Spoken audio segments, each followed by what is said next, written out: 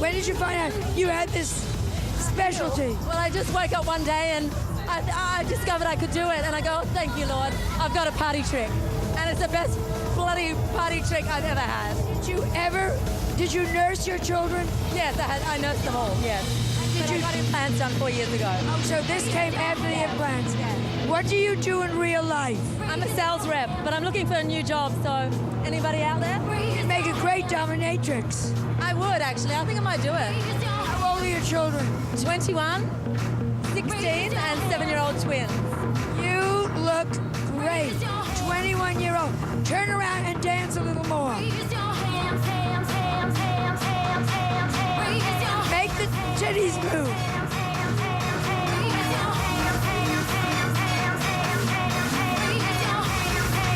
Wait, give me this. Dance!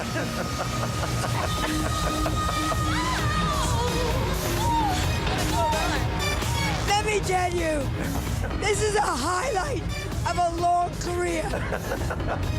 Back to you, Alex. Thanks, Dan. That was just spectacular. I'll tell you what, anyone with a couple of implants can do that trick. I happen to know some people that have them.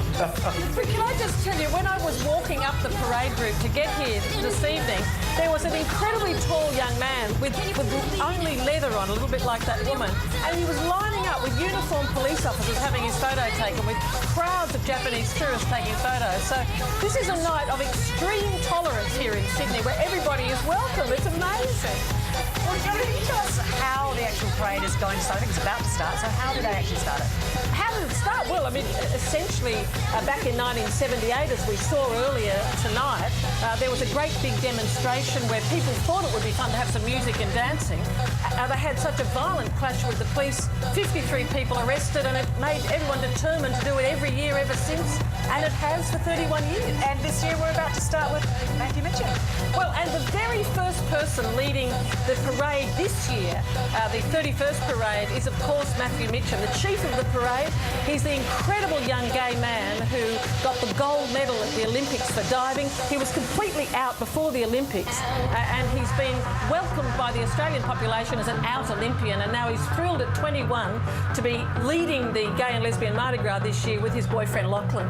I know, and he's such a gorgeous guy. I really like Matthew. I've met him quite a few times. He has actually turned 21 yesterday, so happy birthday, Matthew. What a great birthday present to be opening the Mardi Gras in 2009. Well, he is young, he's hot, he's fit and cheeky, so let's see what he had to say about the wonderful job of being this year's Chief of Parade.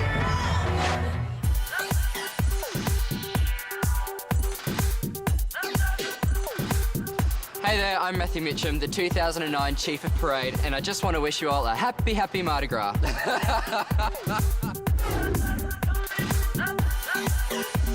Being the Chief of Parade is my chance to give you back what you've given to me as support from the gay community. My Olympic record is for the highest scoring dive in Olympic history. What are the similarities between Mardi Gras and the Olympics? Lots of boys in Speedos. Standing on the edge of the platform when I'm about to throw myself off 10 metre, there's normally a series of shits, fucks and shits. Yeah, I've peed in the dive pool. Who hasn't?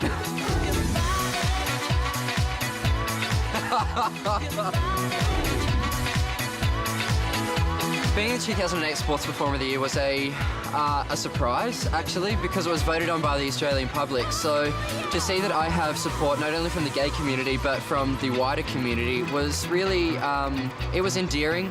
It was charming. It was nice to see that I do have support from the wider community.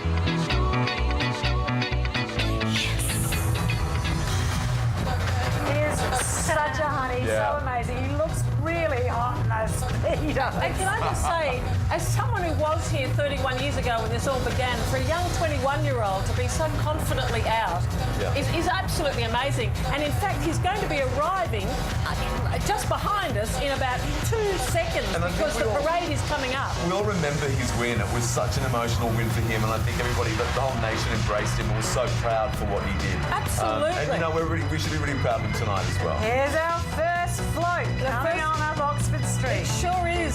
So Matthew will be up the front there somewhere and followed by the first of the 7 floats on the Nations United theme, which is going to be the Australian float. I think full of young Australian surfies, everybody under 25. You know, I really feel for the audience. Here's Matthew. Here he is. Oh, he's had such an amazing time in the last year. And I was with him selling our red ribbons on World AIDS Day, and he's just embraced the community. He loves his community, and he loves that he's been embraced by the wider Look, community. how amazing is that? I mean, he's been totally embraced by everybody there, and it must be another thrilling moment in his life.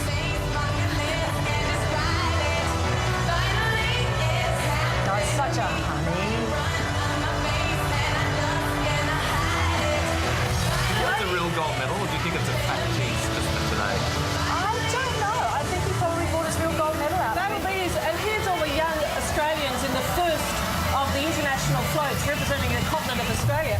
Can I just say, for the many young gay men watching this, a 21-year-old is so happy and out.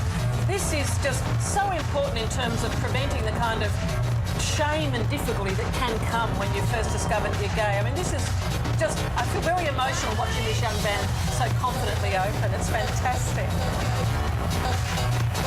And they're just about to, this is the big corner on the parade road where everyone is completely and utterly buzzing. I mean, Julie, There's another average young Australian now in the simple gold frock.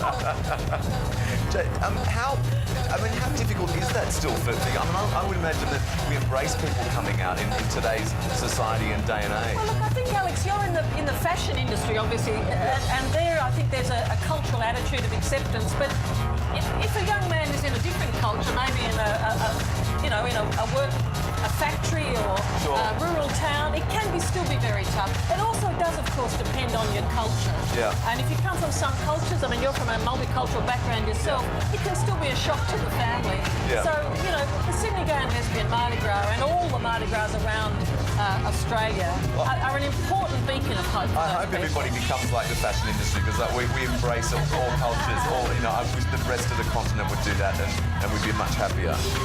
And the crowds are loving Matthew Mitchell. He is having a ball, but the crowds are loving him right back. Yeah. It's a gay world after all. And that is what the name of this photos that we're having a look at the moment. Isn't that spectacular? And this is representing all the different occupations that have gay and lesbian people in them. So, for example, people with very tall hair, that would be an occupation. But they've got nurses, judges, fairies, all the different occupations you can be, and they're just trying to say that gay and lesbian people can be everywhere. Because of course there's always those stereotypes of, people imagine that, gays are hairdressers or, certain things, but it's Or your fashion doctor. designers even, fashion Alex. designers even. But it's your doctor and it's your, your lawyer and your bank manager. And your High Court judge. And your High Court judge. Of course, our retired High Court Judge, Justice Michael Kirby, I think will be somewhere in Sydney watching this tonight. I've got to say, that's an amazing float. I mean, the amount of time and effort in doing that, so creative and so beautiful.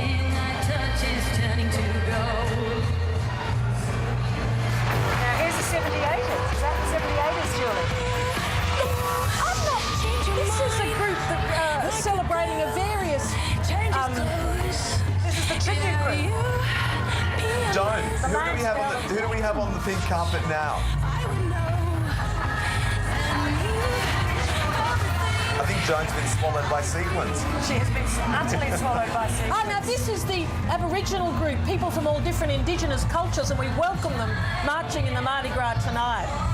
So this is the All Nations group, the black group, and they reckon when all the colours of the rainbow come together, the colour is black. And it's a big welcome to our Indigenous gay and lesbian brothers and sisters here tonight, because that can still be a tough call in some parts of Australia. Absolutely. So welcome to them. Okay, Pete Flag always brings a goosebump to my arm, my skin, and a tear to my eye, because it is over 300 hair and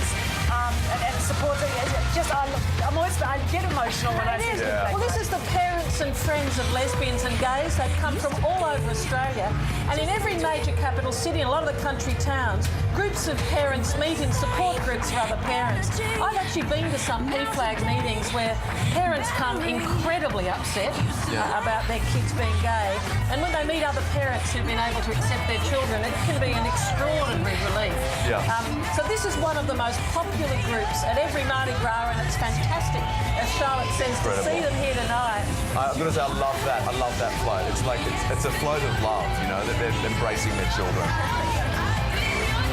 And you see so many different people as well, like the brothers and the sisters and the kids, and this is a really wonderful opportunity for them to celebrate the diversity of the community. And I'm pretty sure, Charlotte, this is one of the biggest groups that we're going to see tonight. I think we've got up to about 300 parents, which is amazing. This group, when it first began at Mardi Gras, was 3 or 4 parents. So it's an example of how 31 years later, people are gaining confidence to come. Looks like a few of the kids have come as well. Actually, we could be moving on now to It's a Small World, the Rainbow Babies and Kids. As you'd be aware, Alex, there's been an explosion of babies in the lesbian community. I'm not going to go into how it's achieved. It's a complex issue. Then we'll come back to that, though. But here they are, the Rainbow Babies and Kids. But really now, if you're a lesbian and you don't have children, you're really the odd woman out. And again, you know, while I'm making jokes about it, it is fantastic for these kids to know all the other kids, because obviously it makes them feel much more comfortable about their situation. But in many of the inner city schools these days, you'd have, you know, gay children in many of the classes. It's just an amazing social I have to say what I think is fantastic too, on mainstream television, a lot of shows like Will and Grace and like Friends, where they embrace, you know, gay and lesbian couples with children. It's making it more, you know, for people to get their heads around it, you know, like... I think that's absolutely right. It's a fantastic contribution to mainstream television and a huge change. And both on Foxtel. Good, I love Foxtel. So if you've just joined us, this is the 2009 Sydney Gay and Lesbian Mardi Gras, and they're coming up Oxford Street, and it's just a fantastic sight. Their estimated crowd of about 400,000 to 500,000 people. This is the Mission Impossible group. But what we're finding is so completely possible is to check back in with our gorgeous friend, the hostess with the utmostess. Where are you, Pam Ann? Oh, look at these lovely things I made earlier. Have you got a souvlaki there for me? I have a souvlaki, there's tzatziki. I'm just about to take these to my first class VIP celebrity guest we were talking about earlier on. She was clamoring at the door and she is now on board. Oh, you Come with me. finally have to let her in. Look, would you like chicken, beef or fish? What do you like? I like everything. You like the fish? And chicken. You like the chicken? You like the beef? The whole plate, thanks. Oh, now Natalie is performing tonight at the Mardi Gras at a ridiculous hour, Pam, at a peaking hour. ask her what she's wearing. What are you wearing? Alex wants to know what you're wearing. Alex, I'm not wearing much. Just the way we like it at the party, honey. Just the way they like it, Natalie. And it's at 7:30 and it's a spectacular. It's pretty huge. It's probably going to be the best performance that I've ever done. She is a pop princess. We were doing So You Think I Can Dance moves earlier on. I hate to harp on it, but Look at, he couldn't be more. These little economy passengers here. he looks thrilled. He is so thrilled. Hey, so can you dance, We've Pam? got a move. Natalie's going to show me a move. What you can do for deep vein thrombosis. Okay, when travelling in economy. Okay. Okay, how do Dance. Get your leg up. Get your leg up. Go. Let me ever go. Oh, Sensational. fuck off. I can't. Oh. Fuck. You better not do that too much. Julie, calm down. I really need to go to bed, don't I? Julie, Natalie has to go to bed.